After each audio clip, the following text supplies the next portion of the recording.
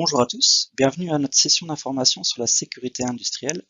Mon nom est Grégory Putman, je suis responsable de la communication industrielle chez Siemens, qui contient notamment les switches, la communication Wi-Fi, la communication à distance, donc via Internet ou le 4G, mais aussi le thème que nous allons aborder aujourd'hui, la sécurité en global. Je pense que tout le monde il sait, la sécurité c'est un thème qui n'est pas simple, on pourrait en parler pendant des journées et des journées. Justement, le but de ma présentation dans les 30 prochaines minutes, c'est de essayer de vous expliquer simplement quelles solutions Siemens peut vous offrir pour atteindre un niveau de sécurité dans vos installations. La digitalisation devient de plus en plus importante, c'est un mot qu'on entend à peu près partout maintenant, et justement, pour pouvoir l'atteindre, la sécurité sera de plus en plus importante. Un des points dont on parle quand on parle de digitalisation, c'est l'interconnexion des machines. Donc, on va de plus en plus voir, quand on a une entreprise, que les machines de production sont connectées tous ensemble et même à la partie IT d'une entreprise. Tout simplement, par exemple, pour pouvoir envoyer des données de production vers la partie IT, pour pouvoir faire des statistiques, pour pouvoir faire de la maintenance préventive, donc pour pouvoir à l'avance quand est-ce qu'il y a un certain composant d'une machine qui va être défectueuse. Mais pas que ça, donc pas que à l'IT, on voit aussi que les machines de plus en plus doivent sortir, doivent communiquer hors de l'entreprise, par exemple pour un intégrateur qui voudrait faire de la contrôle à distance pour pouvoir faire des diagnostics sur l'automate ou sur le code step 7 de sa machine. Donc c'est pas que dans l'industrie qu'on voit ça, que tout le monde doit communiquer avec tout le monde, mais même dans le monde privé. Donc quand on a chez nous, ça arrive de plus en plus souvent qu'on a par exemple un frigo connecté, qu'on a un thermostat connecté. On voit tout de suite aussi, par exemple, si moi je prends mon téléphone, qu'on peut commander quelque chose tout de suite sur Internet et suivre pas à pas où se trouve le produit et quand est-ce que je vais le recevoir à ma porte. Donc dans l'entreprise ici, ça va résulter en deux choses. Premièrement, comme il y a de plus en plus de composants sur le réseau, il y aura de plus en plus de communication sur le réseau, donc la bande passante va devoir pouvoir accepter tout ce trafic. Donc le réseau doit être prêt. Donc si on utilise un réseau d'il y a 10 ans pour connecter tous les composants de maintenant, à mon avis, ça ne va pas tenir le coup. Donc il faut faire en sorte qu'on ait un réseau assez fort. Et deuxième point, je pense que c'est le point le plus important pour aujourd'hui, c'est que on pourrait avoir des failles de sécurité. Donc s'il y a quelqu'un qui laisse un port ouvert, c'est très facile de s'introduire dans le réseau pour alors à ce moment-là pouvoir contrôler le reste. Ou même en général, connexion entre l'IT et la machine de production, si on ne le fait pas bien selon les bonnes règles, il pourrait y avoir des problèmes aussi. Donc ça c'est un des points pourquoi la sécurité devient de plus en plus importante, c'est que tout simplement les réseaux sont de plus en plus grands. Voici encore une raison pourquoi tout ça devient si concret et si important. C'est que il y a quelques mois maintenant, le 3 novembre en 2019, il y a une nouvelle loi concernant donc, la NIS, Network and Information Security, donc une nouvelle loi en Belgique qui a vu le jour concernant la sécurité des installations. Et donc ce fameux 3 novembre 2019, il y a le gouvernement belge qui a envoyé un document à plusieurs entreprises qui ont été sélectionnées et qui font partie des opérateurs de services essentiels que vous pouvez retrouver ici. Ça a été classifié en 8 différentes parties. Pour nous, dans l'industrie, je pense que les plus importants, c'est tout ce qui est énergie, tout ce qui est transport, par exemple pour la SNCB, tout ce qui est distribution d'eau, mais aussi digital infrastructure. Donc, il faut savoir que ces opérateurs ici, s'il arrive quelque chose avec eux, ça peut avoir des conséquences quand même très graves pour la population. Donc imaginez-vous qu'il y a un hacker qui arrive à prendre le contrôle sur un truc de distribution d'eau et qui arrive à changer la recette et qui met des produits chimiques dans l'eau, ça pourrait avoir des conséquences désastreuses pour la population. C'est pour ça que ils ont reçu un document. Et qu'est-ce qui était marqué dans ce document? Donc, il définit le niveau de sécurité que chaque entreprise doit atteindre. Donc, ce niveau de sécurité est différent pour chaque partie, dépendamment de l'importance. Et maintenant, ils ont un an pour vraiment définir un plan d'action et proposer un plan d'action au gouvernement belge pour arriver à ce seuil. Il faut savoir que on ne prend pas ça à la légère parce que si on n'atteint pas le niveau requis, il pourrait y avoir des grosses amendes. Donc voici les différents niveaux de sécurité dont je vous parlais. Ça va du niveau 1 jusqu'au niveau 4. Le niveau 1, typiquement pour le type d'installation qui est presque pas exposé à tout type de sécurité, et le niveau 4 qui représente le plus haut niveau, qui est par exemple une centrale nucléaire. Donc au plus haut on va, au plus de sécurité, au plus sophistiqué est l'installation. Maintenant, la sécurité, c'est pas l'histoire de une personne, c'est un ensemble. Donc ça va du fournisseur de produits, par exemple Siemens avec ses Scalence X, hein, donc les switches, qui devra prouver qu'il a atteint cette norme de sécurité, jusqu'à l'intégrateur qui va utiliser tous ces différents composants pour en former une machine, hein, mais aussi le client final, qui devra faire en sorte que son installation reste sécurisée. Parce que, en fin de compte, la sécurité de retour, c'est pas l'histoire d'un jour, mais ça doit être suivi jour par jour. Donc tout ça, ça fait partie ici de la norme qu'on utilise pour le NIS, le IEC 62443. Il faut savoir que les opérateurs de services essentiels ont reçu ce document. On s'attend aussi dans le futur à ce qu'il y ait de plus en plus d'entreprises qui devront atteindre cette norme, donc qui devront pouvoir prouver que leur installation est sécurisée. C'est pour ça que dès maintenant, je pense que c'est important de au moins savoir que ça existe. Pour vous montrer que hacker un automate, c'est pas très compliqué, je vais vous faire une petite présentation du site Shodan. Donc le site Shodan, c'est un site que vous pouvez retrouver sur Internet tout simplement en cherchant sur Google. Et qu'est-ce qu'il va faire ce site? En fait, il va faire un scan mondial de toutes les adresses IP publiques et il va regarder quel port se trouve ouvert. Donc, par exemple, si vous voulez communiquer avec un step set vers un automate Siemens, on utilise le port 102. Donc, si moi je fais une recherche sur ce site du port 102, ben, presque automatiquement, ça veut dire qu'il y a un automate Siemens qui se trouve derrière. Donc, par exemple, ici, je vais taper port 102 et pour limiter un peu, je vais aller voir que en Belgique.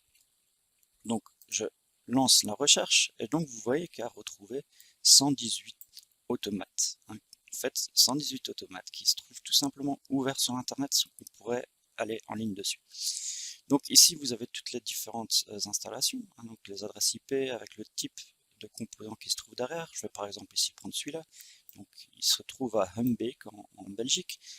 Et en cliquant dessus, on va avoir plus de détails, par exemple sur l'emplacement exact de l'entreprise via une carte, mais aussi de tous les protocoles qui sont ouverts dans le routeur. Donc, on va essayer de retrouver le 300, il se trouve ici. C'est un 315 de PNDP et on sait même aller voir le firmware et même le numéro de série de l'automate. De temps en temps, on retrouve encore plus d'informations, des textes, etc., etc. Donc, maintenant, si je voulais embêter cette entreprise, ce qui naturellement ne peut pas être fait, hein, c'est illégal, mais il suffit juste d'ouvrir StepSet, d'ajouter cet automate là, avec cette adresse IP ici, et de cliquer Online. Et ensuite, on est sur l'automate et on fait ce qu'on veut. Donc vous voyez que c'est pas très compliqué de hacker un système si on ne fait pas attention à la sécurité.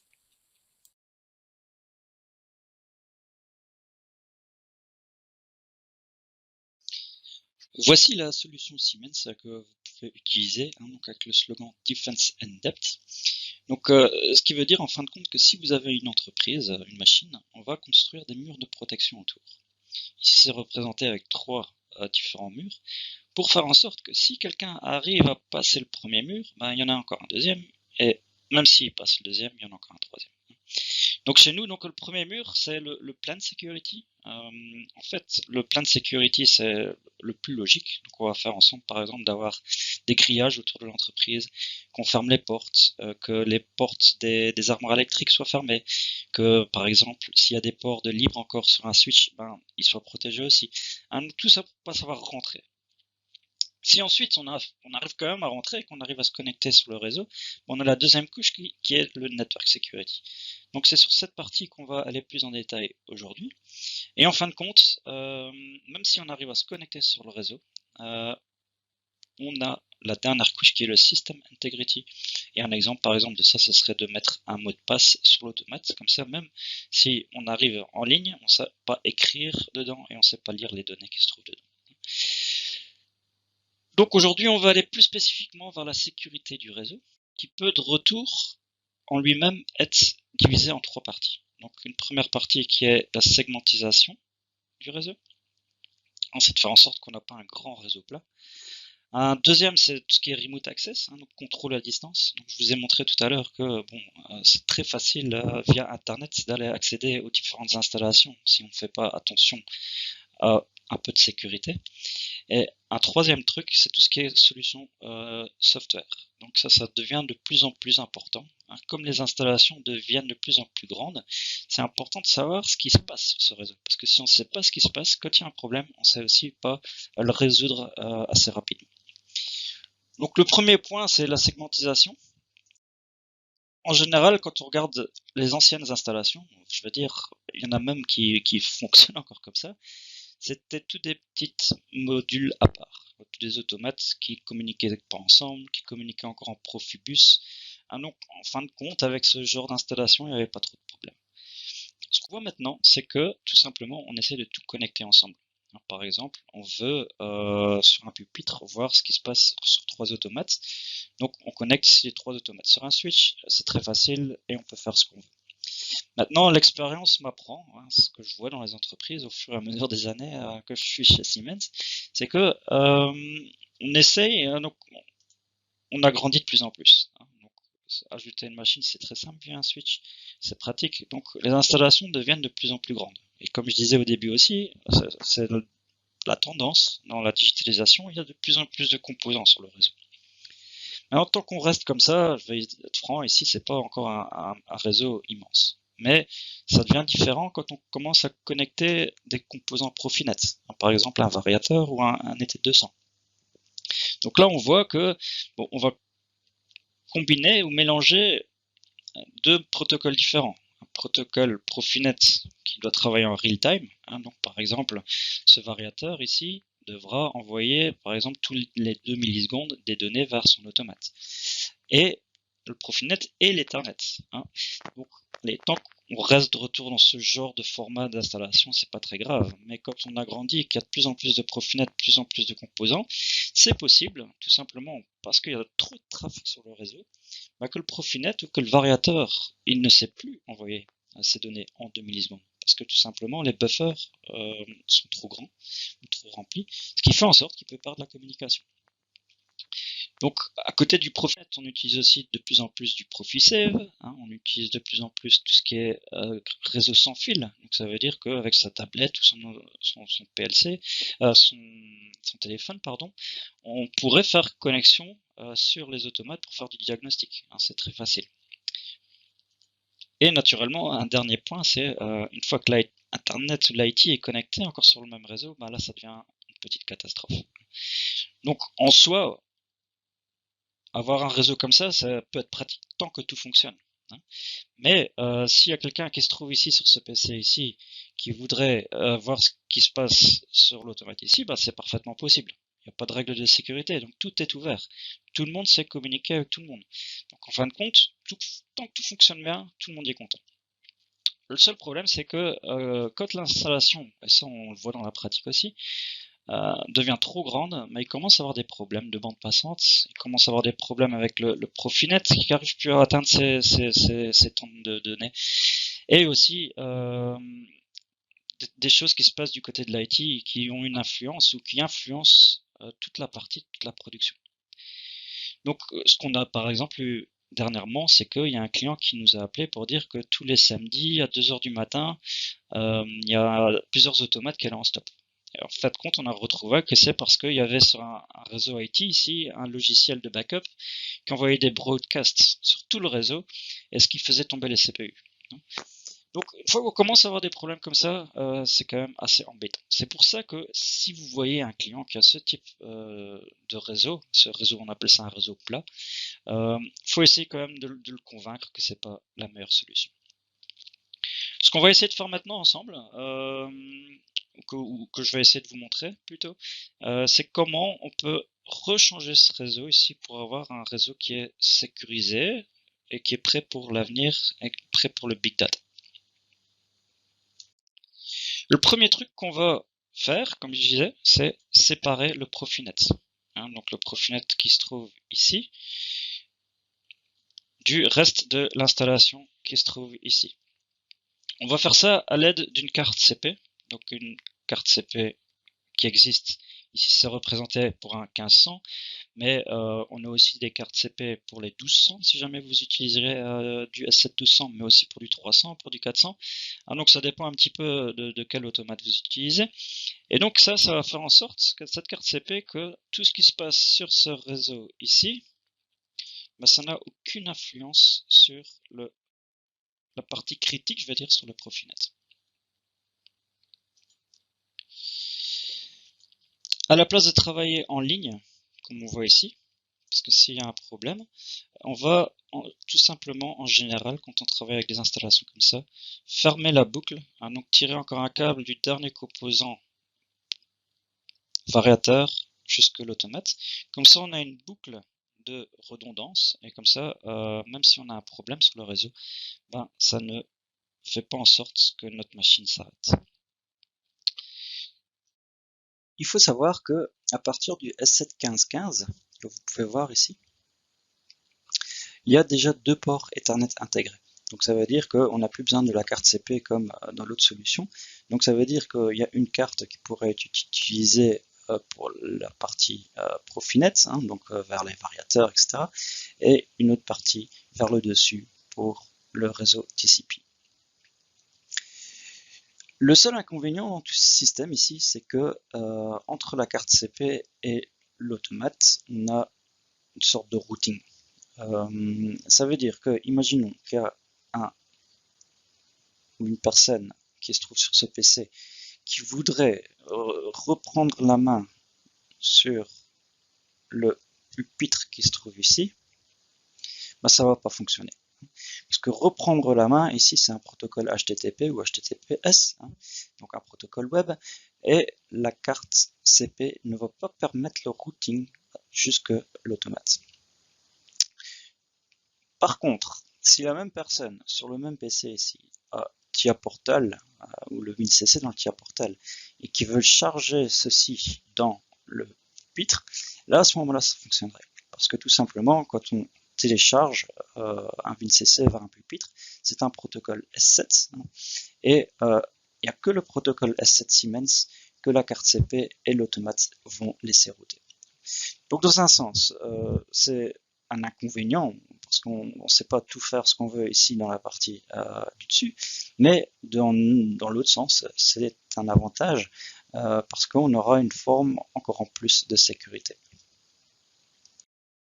Donc voilà, donc ça c'était la première solution pour faire la segmentisation, à l'aide de la carte CP. La deuxième solution, ce sera d'utiliser la carte Scalance S.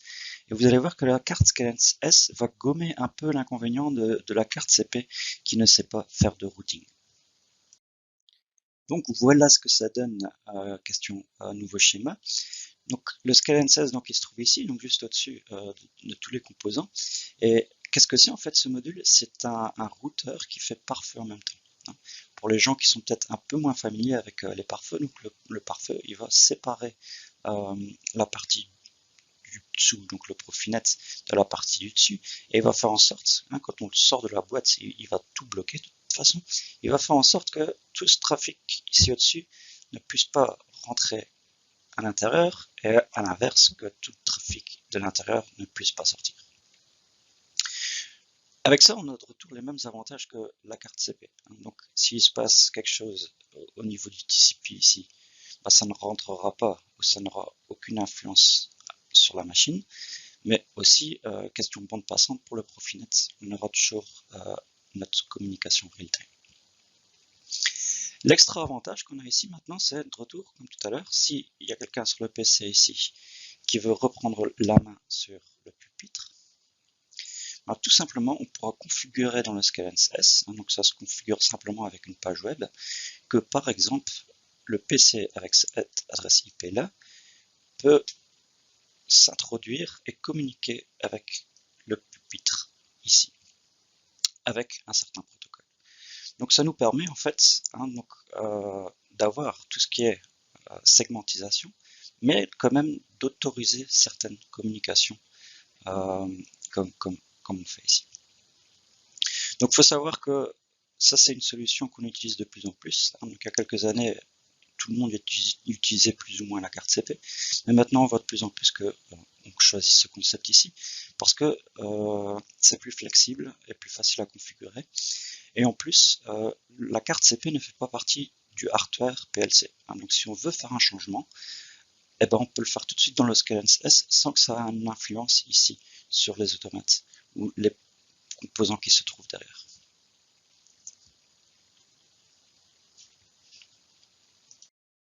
On a différents types de Scalance S. Donc, on a la plus petite version, le S615. Je parle de petite version, mais en fin de compte, c'est celui qui est le plus utilisé en ce moment et qui est déjà quand même assez puissant.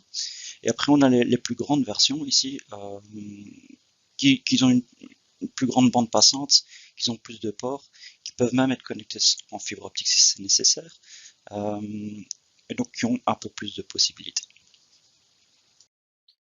Et donc la troisième solution que nous avons, après la segmentisation via carte CP et via Scalance S, c'est d'utiliser des VLAN. Donc des VLAN, c'est plus connu au niveau de l'IT, mais peu à peu, on commence à l'utiliser au niveau de l'industrie aussi, donc du côté OT.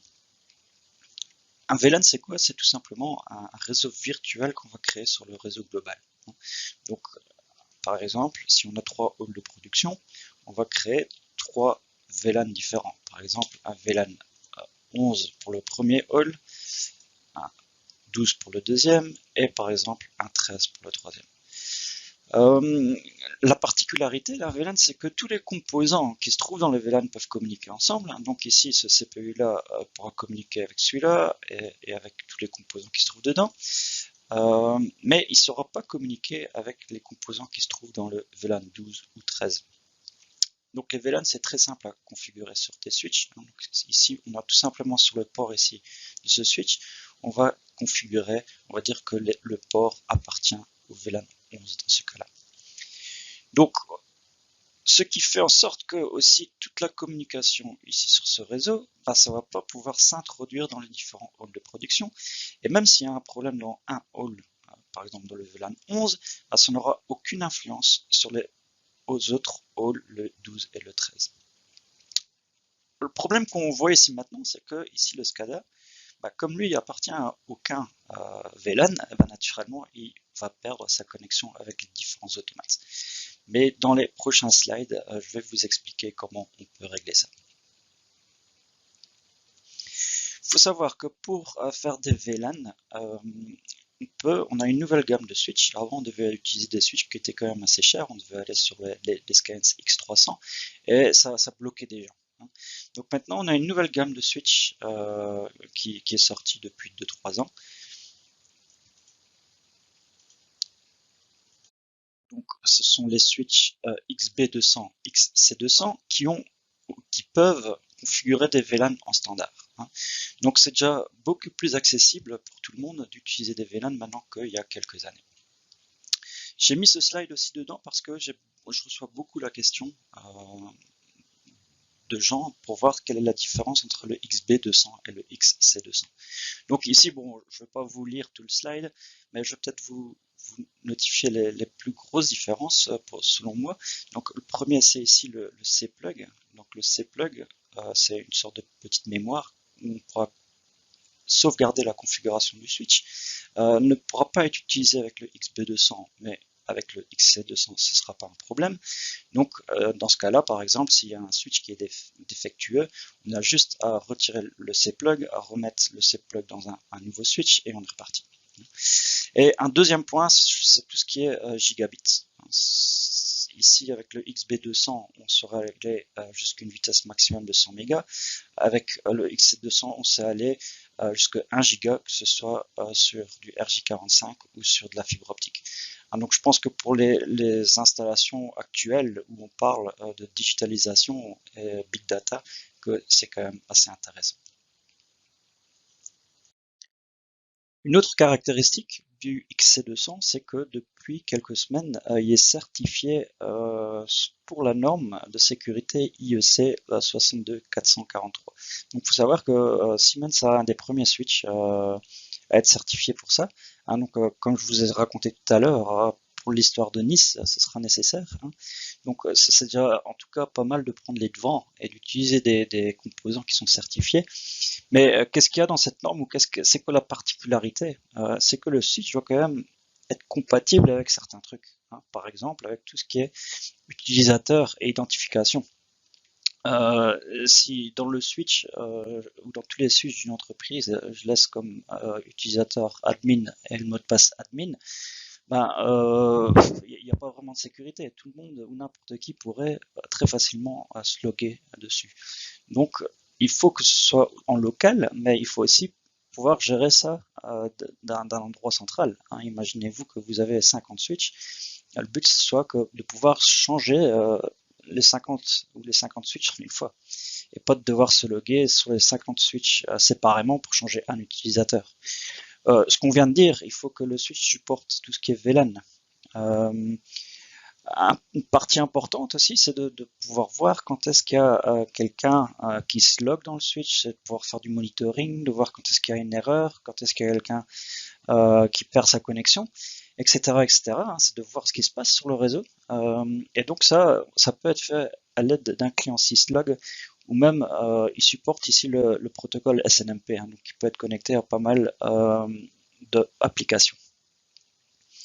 Ici, toujours utile, comme je disais tout à l'heure, via le C-plug de faire des backup restore. Et voilà, tout doit communiquer de façon sécurisée. Donc, par exemple, via un HTTPS pour faire en sorte que toute la communication ne sache pas être décryptée. Donc, vous voyez que ce switch supporte déjà ici la dernière norme aussi. Pour pouvoir configurer tout ça, il existe un lien. Et le lien, je l'ai mis ici dans le bas de la page. Donc, sur ce lien-là, vous allez savoir télécharger un PDF qui fait, je veux dire, plus ou moins une dizaine de pages et qui explique tout simplement pas par pas comment vous devez configurer tout ça très facilement pour avoir en fait un switch hyper sécurisé. Voilà, je reviens un petit peu à l'application ici. C'était une petite parenthèse sur le produit XB et XC200. Donc, on revient sur la configuration qu'on avait fait. Donc, on avait déjà de 1 limité la communication Profinet avec la carte CP. On a ajouté des VLAN. Le prochain truc qu'on peut faire, ici, la prochaine amélioration, c'est tout simplement faire en sorte que, ici, pour l'instant, le SCADA, ou alors il faut le mettre dans le VLAN 11, ou alors dans le VLAN 12, ou alors dans le VLAN 13. Mais bon, c'est un petit peu embêtant naturellement. On pourrait se dire de le mettre dans un VLAN, mais à ce moment-là, le VLAN 20, comme il peut pas communiquer avec le 11, le 12, le 13, il va pas savoir non plus aller rechercher les données. Donc ici, à la place d'utiliser un Scalens ou un switch, il faut utiliser un routeur. Un routeur, par exemple, chez nous, ça peut être le XM400 ou le Scalens S. Donc le XM400, qu'est-ce qu'il va faire? Il va tout simplement router les données.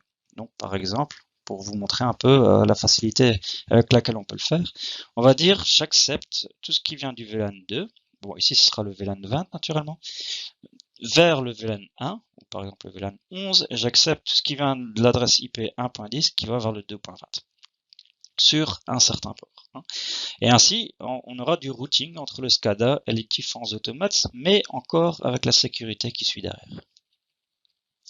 Ensuite, une autre amélioration qu'on pourrait faire, c'est de retour, comme on a fait dans un des premiers slides, S'il y a une interruption ici, le SCADA il ne sait plus communiquer avec les automates du VLAN 11. Donc ce qu'on va faire, c'est qu'on va créer une boucle. Hein. On va créer la boucle qui s'appelle le boucle backbone de production.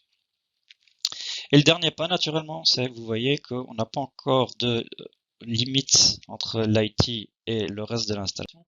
Donc ici, on va placer un pare-feu entre la partie IT et la partie de production. Parce que, en fin de compte, quand on regarde une usine, qu'est-ce qui est le plus important ou qu'est-ce qui rapporte le plus de sous à une usine? Naturellement, c'est la production. Donc en fait, c'est la production qui est le plus important et le plus critique. Donc si on a une perte de 1 heure de production, bah, ça va nous coûter beaucoup plus cher que si on a par exemple, ou si on ne sait pas faire ses mails pendant 1 heure. Hein. Donc ça va être embêtant, mais c'est pas primordial. Donc c'est pour ça qu'il faut toujours faire en sorte que cette partie critique de l'installation, hein, donc tout ce qui est production, se soit séparé de l'IT. Comme ça, si jamais il y a un virus sur l'IT, si jamais il y a quelqu'un qui télécharge des films du côté dans son bureau, bah, ça n'a aucune influence sur la production. Ça nous ramène en fin de compte à notre solution finale. Hein. Donc on a une solution qui est de 1 sécurisée par rapport, comme je disais tout à l'heure, à l'IT, où la partie critique, le Profinet, est séparé du reste aussi. Donc on pourra continuer à avoir tout ce qui est communication real-time qui est important. On aura tout ce qui est disponibilité avec la boucle, hein, donc toutes les boucles de redondance qu'on a mis de notre système.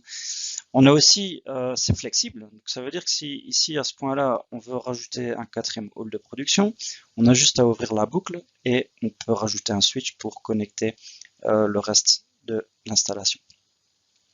Donc voilà, juste pour vous dire, donc ça c'est un exemple. Comme je vous ai dit en début de présentation, la sécurité c'est complexe. Hein. Donc ça c'est une solution de base qu'on pourrait utiliser pour très simplement convertir un réseau plat qui n'est pas sécurisé, où il pourrait y avoir plein de problèmes. Comment on peut transformer ça très facilement et avec peu de composants, faire un système qui est prêt pour l'avenir, qui est prêt pour la digitalisation.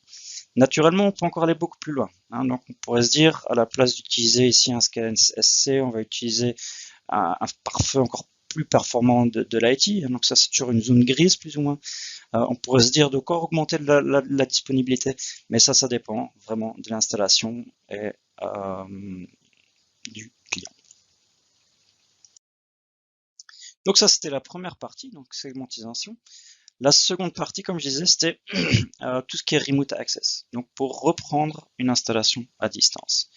Donc chez Siemens, on a une solution qui s'appelle Cinema Remote Connect. Je vais vous expliquer en gros ce que Cinema Remote Connect ça représente.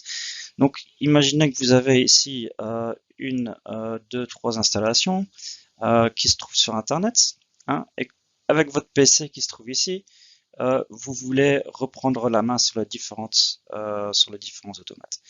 Donc ce qu'on va faire, c'est que tout simplement, on va installer un PC, le PC ici, on va l'installer, on va mettre un DVD dedans et il va redémarrer en tant que Linux. Donc comme il redémarre comme ça, on va en faire notre serveur VPN qu'on va connecter sur Internet.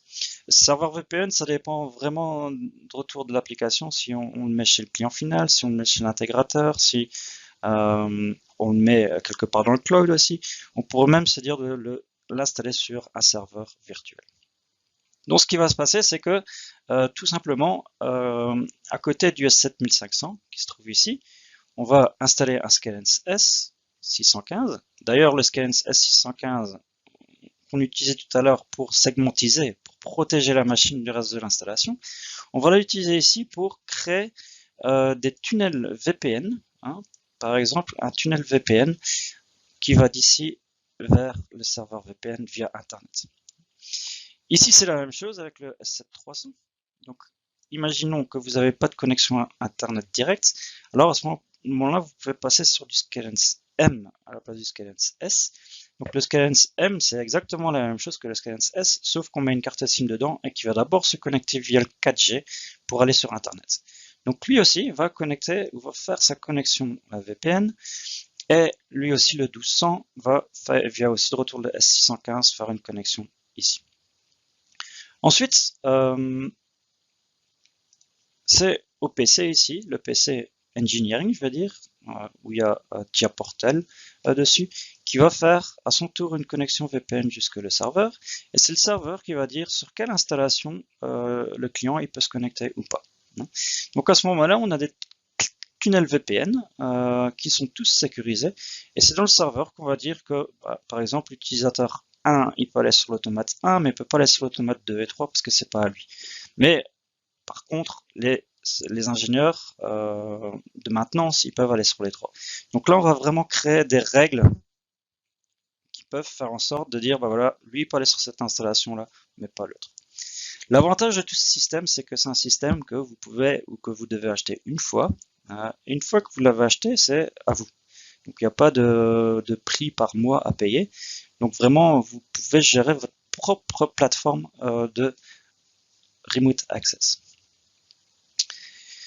Donc un point important aussi, c'est que sur tous les Scalens S ou M, il y a des interrupteurs, des entrées. Et donc il est par exemple possible de mettre un interrupteur sur le Scalens S, que ce soit le client final qui doit activer l'interrupteur avant qu'on puisse créer le tunnel VPN. Parce qu'il y a des clients finaux qui n'aiment pas qu'il y a un tunnel VPN qui reste ouvert.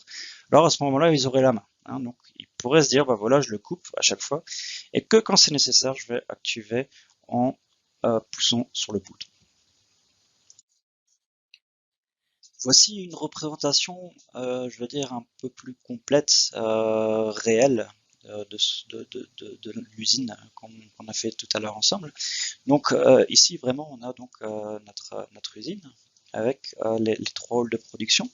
Donc on voit que chaque hall de production ici est protégé par un Scalens S, donc 3 Scalens S pour faire en sorte que tout ce qui se trouve derrière, ça peut être un automate, ça peut être un pupitre.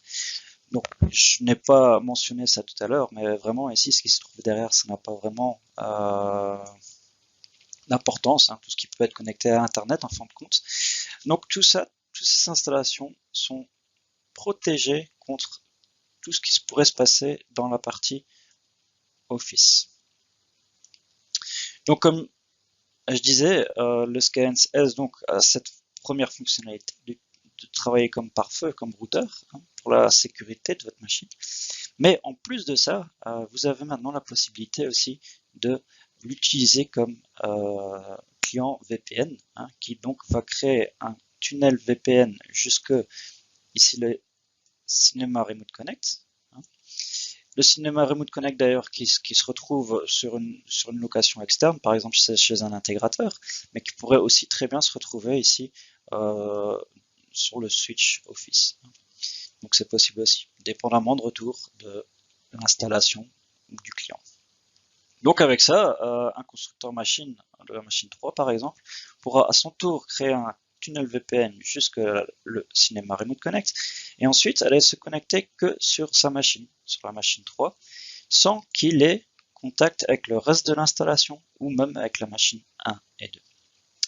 Donc vous voyez que avec ce concept, on n'a pas besoin de modules en extra pour devoir faire de la maintenance à distance, parce que de toute façon, ici le module Scalens S, on l'utilise déjà pour des questions de sécurité et de bande passante.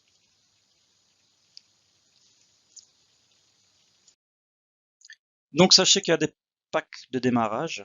Donc le pack de démarrage, ça comprend le serveur, le client, le module hardware, donc en fait tout pour pouvoir commencer.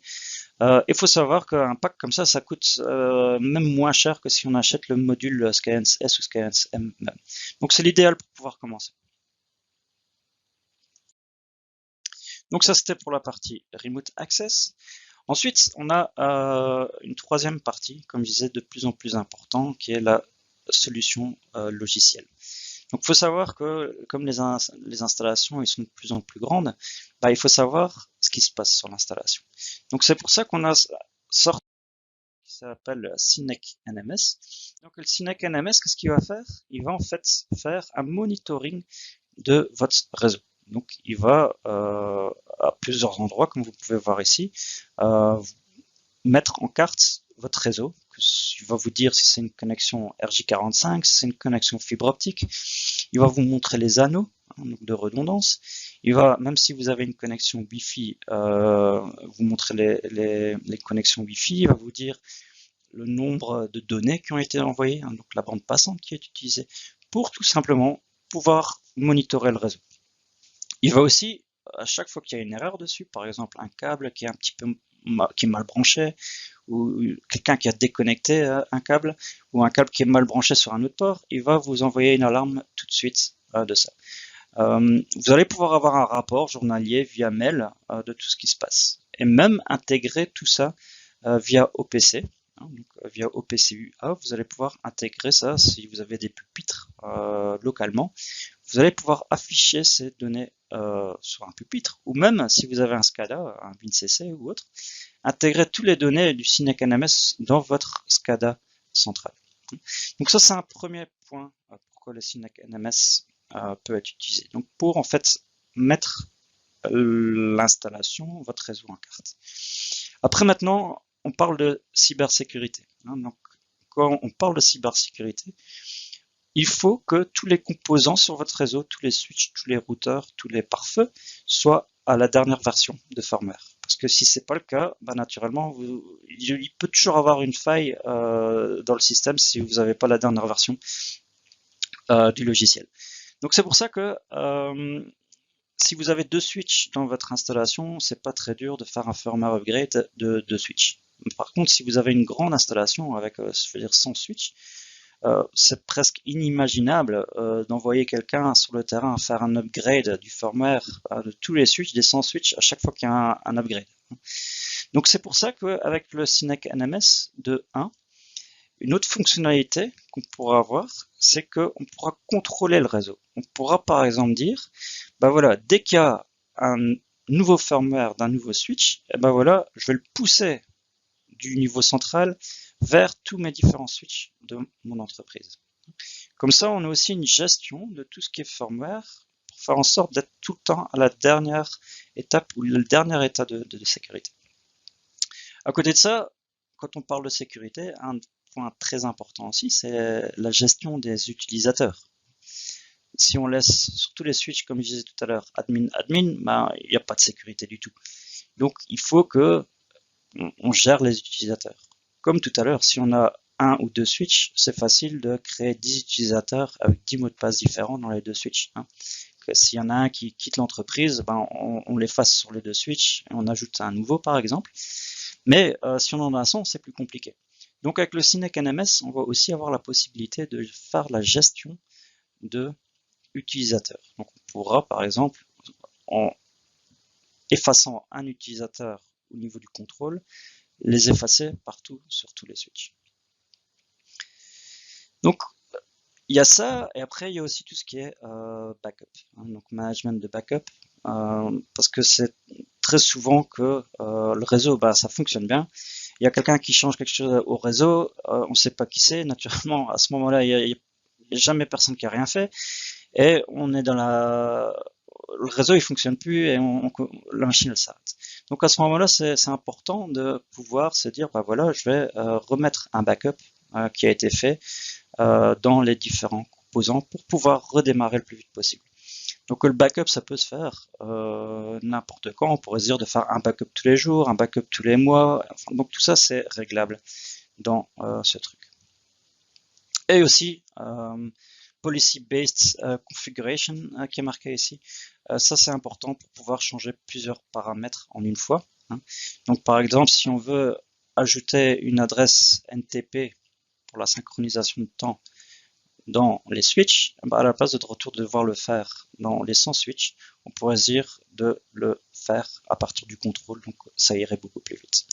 Donc voilà pourquoi le SYNEC NMS, les solutions SYNEC NMS est de plus en plus importante, tout simplement pour pouvoir mettre son installation en carte, pour voir ce qui se passe, et aussi pour pouvoir la gérer plus facilement. Voilà. Pour terminer, peut-être résumer un peu tout ce qu'on a vu. Donc en fait ici on a un schéma de retour du réseau qu'on a défini tout à l'heure. Donc on a notre boucle, le backbone de production, si je peux le dire comme ça, qui se trouve ici.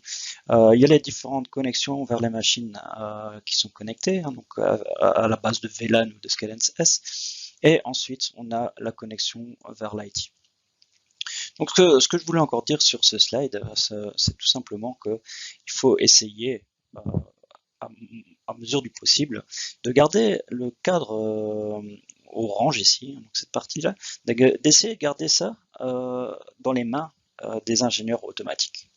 Pourquoi? Parce que tout simplement, la partie IT qui se trouve au-dessus du pare-feu ici, et la partie automation, c'est vraiment deux mondes différents. Donc, les gens de l'automation, ils connaissent leur domaine, les gens de l'IT, ils connaissent leur domaine aussi, mais il faut essayer de ne pas mélanger les deux, parce que c'est vrai que on travaille avec des protocoles différents. Donc, quand on parle de OPC-UA, quand on parle de Profinet, ProfiSafe, Modbus, TCP, c'est tous des trucs qui sont connus dans le cadre Orange ici, mais qui ne sont pas forcément connus par les gens de l'IT. À l'inverse, tous les protocoles qu'on utilise en IT ne sont peut-être pas connus par les gens de l'automatique. Donc vraiment, chacun son domaine. Après, il n'y a pas que ça, il n'y a pas que la connaissance, mais il y a aussi vraiment les faits que nous, on travaille avec le protocole real-time, qui doit fonctionner en quelques millisecondes. S'il y a une interruption de 500 millisecondes, c'est trop tard pour nous. La machine elle est arrêtée. Par contre, dans la partie IT, si j'envoie mon mail et qu'il s'envoie après 500 millisecondes, c'est pas grave. On regarde pas à ça. Ce qui fait aussi que les protocoles de redondance, qui sont par exemple utilisés en IT, RSTP, etc., ne sont de retour pas les mêmes que du côté de l'automation. Donc, l'environnement est totalement différent aussi. Donc, là, en IT, on parle de bureautique, plus des racks, des switch racks, que dans la partie de production, on aura un environnement complètement différent. On aura des configurations qui seront complètement différentes. On aura des vibrations, des températures plus hautes, dans des armoires, des environnements plus sales. Donc, tout ça, ça fait que ça doit être aussi des composants industriels. Concernant le firewall que je vous ai dit tout à l'heure ici, bon, ça c'est peut-être une zone grise. Donc moi je vois très bien lors des discussions que le firewall ici, bon, de temps en temps c'est les gens de l'IT qui préfèrent le gérer, de temps en temps les gens de l'OT. Donc là vraiment ça c'est, je dirais, une zone grise, ça dépend de l'application en application. Mais voilà, sachez qu'ici il n'y a pas vraiment de bon choix, je vais dire. Un autre avantage de laisser toute cette partie orange chez nous, c'est tout simplement que maintenant avec TIA Portal, on peut programmer aussi tous les switches. Donc les switches peuvent être programmés via une page web, mais depuis 2-3 ans, on sait aussi intégrer les switches en TIA Portal. Donc quelqu'un qui connaît très bien TIA Portal, qui sait programmer un automate, ce ne sera pas un autre environnement pour lui que de programmer le switch. Et donc toute la configuration se retrouvera aussi automatiquement dans le même projet. Voilà, peut-être un dernier point, c'est que souvent le support de l'IT, surtout pour les grosses entreprises, se retrouve pas forcément tout le temps sur le site même. Il y en a même qui se retrouvent dans les grandes boîtes dans d'autres pays. Donc j'ai eu un cas récent ici, un client qui me disait qu'il voulait changer ou ajouter un pupitre sur un switch, qui a dû appeler l'IT qui se trouvait dans un autre pays, ça lui a pris en fin de compte une demi-journée pour brancher un pupitre sur un switch. Et il y a aussi le fait que du côté de l'IT, on essaye tout le temps de pousser la sécurité. Et donc pour pousser la sécurité, il faut tout le temps, avec les PC, avec les antivirus, être sur la dernière version. Ce qui n'est pas forcément tout le temps le cas du côté de l'automatique. Si on a un SCADA qui tourne ici, ce SCADA il est compatible avec certaines versions de Windows, avec certaines versions d'antivirus.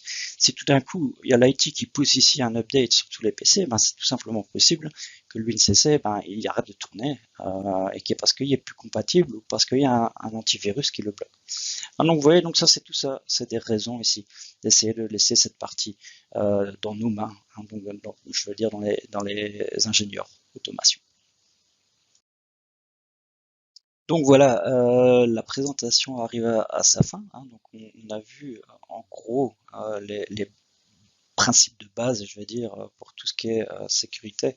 Naturellement, dans chaque partie ici, dans le Plan Security, Network Security, System Integrity, on pourrait encore pousser le bouchon beaucoup plus loin. Hein. Je dis, on pourrait en parler pendant une semaine, mais au moins déjà vous avez un petit avis. Hein. Donc si un jour vous êtes intéressé ou si vous voulez que on vienne vous donner une session d'information supplémentaire sur un des points, n'hésitez pas à nous contacter.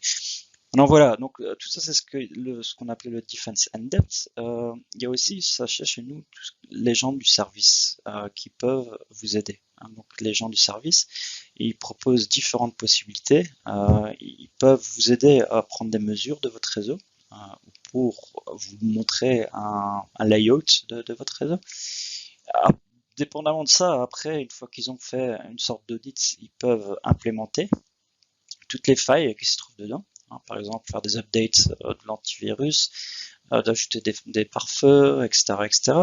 Et le dernier point qu'on peut faire aussi, c'est faire une suivi donc, de votre réseau pour voir s'il n'y a pas de faille dedans.